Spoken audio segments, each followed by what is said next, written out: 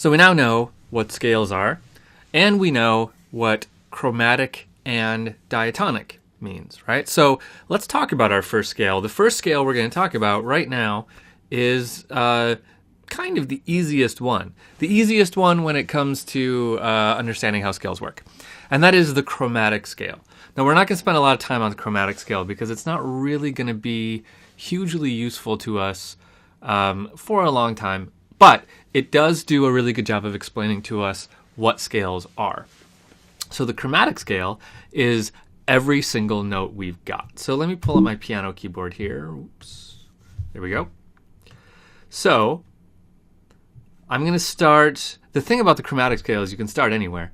Well, I guess you could say that's kind of true of major and minor scales also, but more on that shortly. I'm going to start on C here. So I'm going to enter the notes as I type. So if you're wondering how to do that in MuseScore, hit this little N and then hit keys on this keyboard and they will get entered up here. So here's a C, right?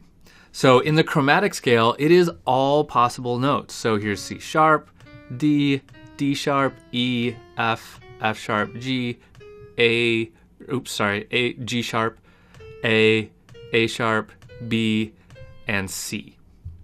There we go. Let's scroll back and have a look at that whole thing. Let's turn that off so we can see a little bit better. There we are. There is the chromatic scale from C to C. It is every single note, right? Now, the reason this is important is because we're about to start talking about major scales.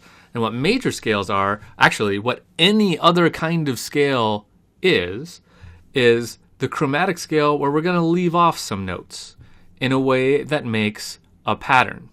So for the major scale, we're going to leave off this note, this note, this note, this note, and this note.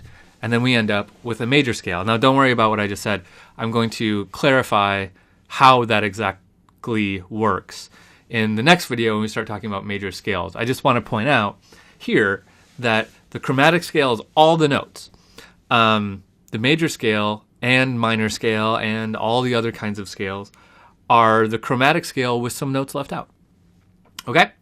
So keep that in mind. When you do a chromatic scale, you play everything, all possible notes. When you do a major scale, there's a pattern to the notes. And that's what we're going to talk about next. And that's like a really key thing to keep in mind when you're thinking about scales, is think about them as a pattern. There's a fairly simple way to remember the pattern in terms of whole steps and half steps. And we're going to talk about that right now. Why beat around the bush? Let's just dive right in. So let's jump over to the next section and start talking about major scales, and we'll go right into that pattern of major scales.